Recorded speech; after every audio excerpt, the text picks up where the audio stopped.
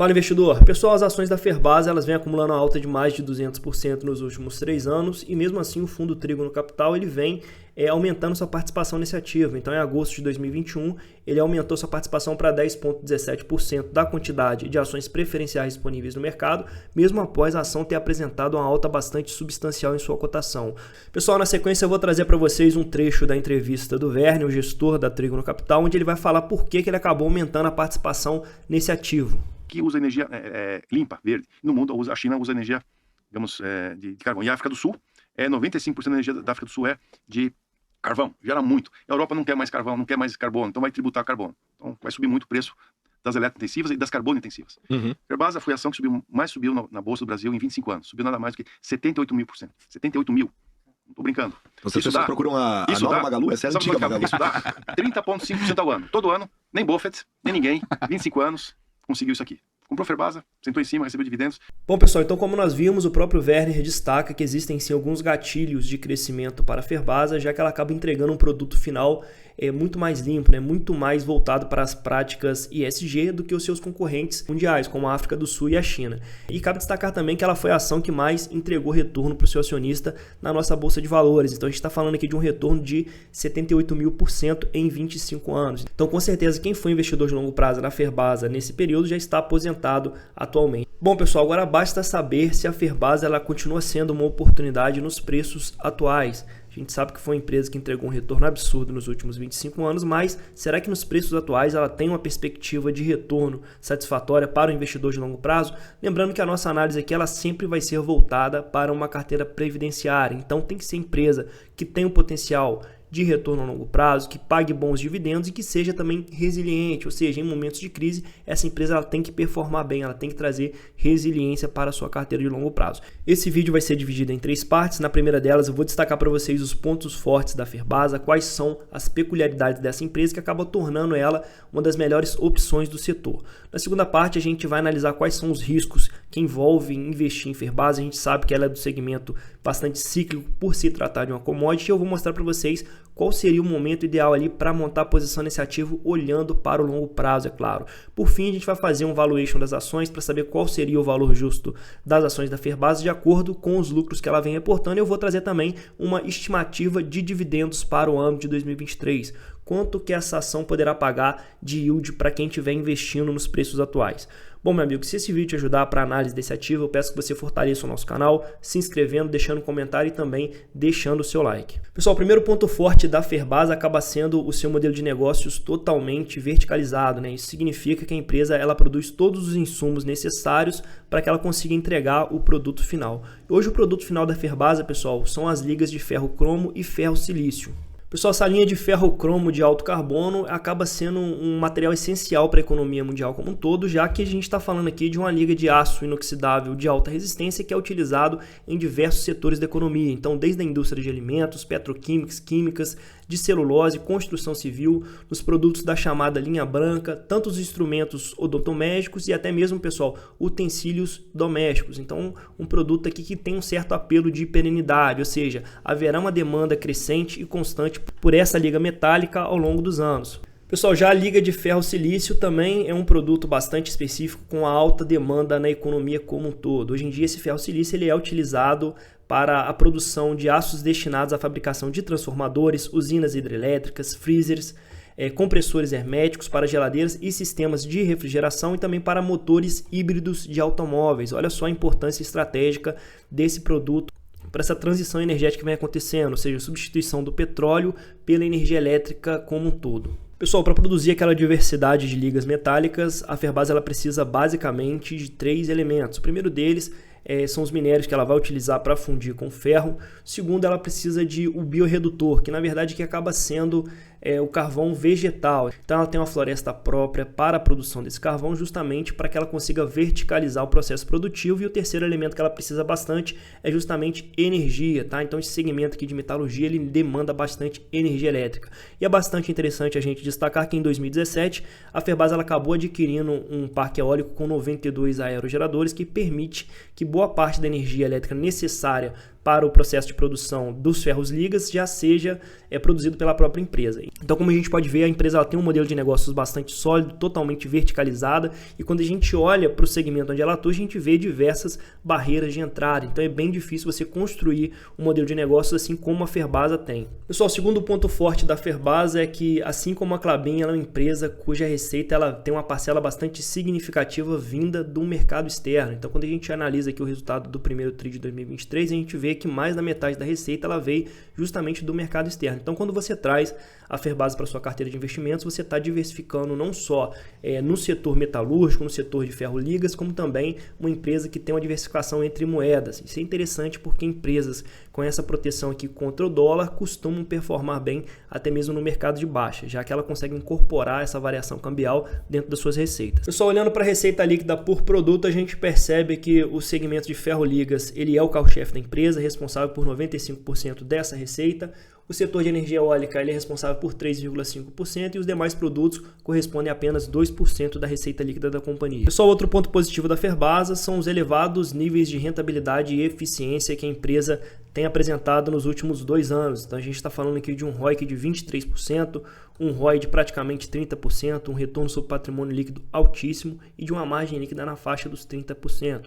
Isso significa, pessoal, que 30% da receita dela ela consegue transformar efetivamente em lucro líquido. Mas quando a gente olha, pessoal, para o gráfico que representa historicamente essa margem líquida, a gente percebe que a Ferbasa ela é uma empresa que ela sofre bastante nos ciclos de mercado, principalmente porque a gente está falando aqui de uma empresa totalmente comoditizada, né? Então o ciclo de preço da commodity ele vai acabar impactando demais no resultado da companhia. A prova disso é que em 2016 essa margem líquida foi de apenas 6,3% e em 2020 de 4,3%. Mas a partir de 2020 a gente vê uma alta muito forte no segmento tanto do minério de ferro como das ligas de ferro cromo e a partir daí ela vem entregando um resultado excepcional.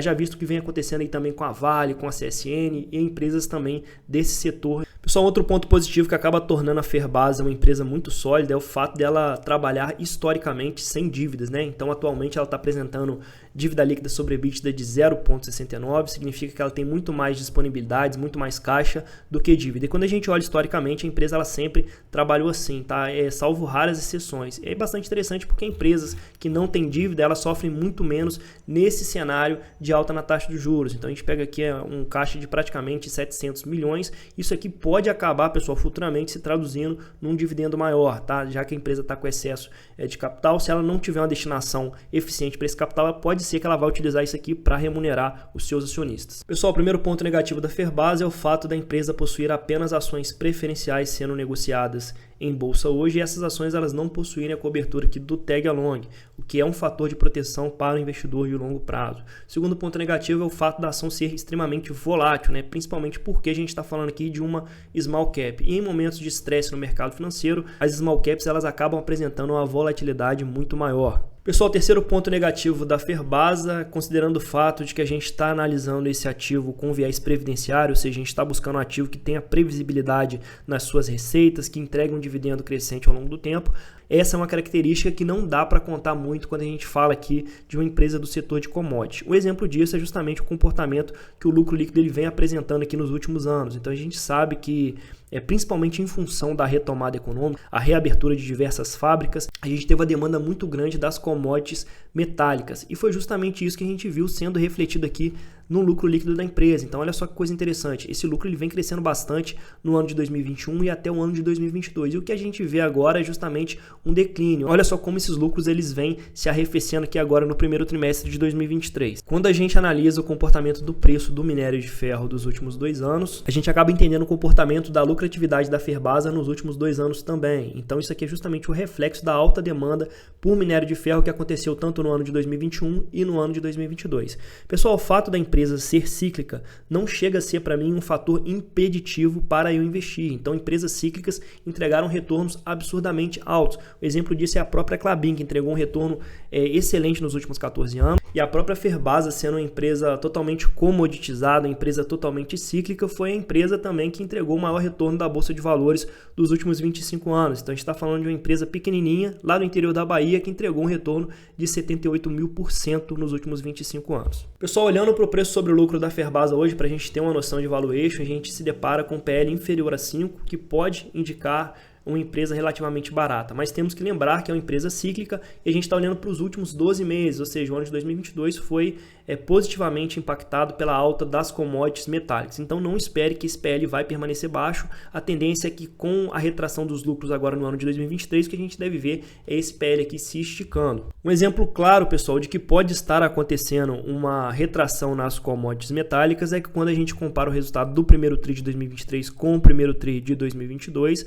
a gente se depara aqui com uma retração de 42% no EBITDA ajustado e uma retração de 47% no lucro líquido. E mesmo com o maior volume de vendas no primeiro trimestre de 2022 do que no quarto trimestre de 2023, a empresa ela apresentou praticamente aqui uma queda de 13% no lucro líquido. E o que impactou isso aqui, pessoal? Primeiro, o custo médio do dólar, que diminuiu bastante do último trimestre de 2022 para o primeiro trimestre de 2023, e uma leve retração no preço também das commodities metálicas. Então a gente está vendo aqui talvez uma inversão do ciclo dessas commodities. Pessoal, por fim, qual seria o valor justo para as ações de Ferbasa de acordo com os lucros que ela vem reportando atualmente?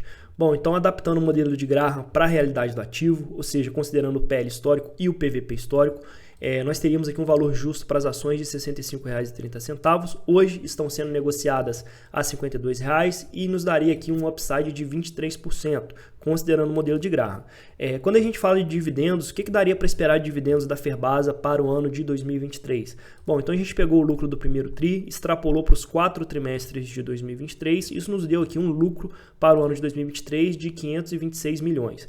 Pessoal, isso aqui é uma estimativa bastante conservadora, não dá para a gente cravar o dividendo da Ferbasa, primeiro porque o preço das commodities ele vai influenciar muito no lucro de 2023, e segundo lugar, a Ferbasa ela não tem uma política de dividendos bastante definida, então estabeleceria um payout médio de 30%, que é o que ela tem pago nos últimos anos.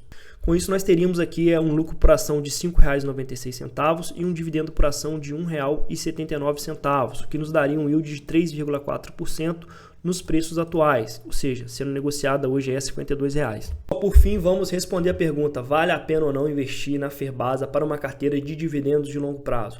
Bom, eu acredito que sim. A Ferbasa ela tem um modelo de negócios único, totalmente verticalizada, ela produz os próprios insumos que ela necessita, inclusive tem aqui um parque de geração eólica, então empresa bastante redondinha. Entregou um retorno impressionante para os seus investidores nos últimos anos, só que o grande cuidado aqui na Ferbasa é justamente esperar o ciclo de mercado mais adequado para poder fazer um investimento nessa empresa. Então, eu entendo que a gente está passando por um ciclo de alta da commodity e agora não seria interessante montar posição nesse ativo, mas é um ativo sim que eu acompanho de perto e caso haja uma oportunidade futuramente, num ciclo de preço mais depreciado das commodities metálicas, onde a empresa ela venha voltar para patamar ali dos R$20, eu penso sim em montar posição nesse ativo, olhando aí para um dividendo crescente no longo prazo e uma empresa também que tem um modelo de negócios extremamente sólido. Meu amigo, espero que você tenha gostado desse vídeo. Se você gostou, dá uma moral pra gente, se inscreve no canal, deixa um comentário e também o seu like. Até o próximo vídeo.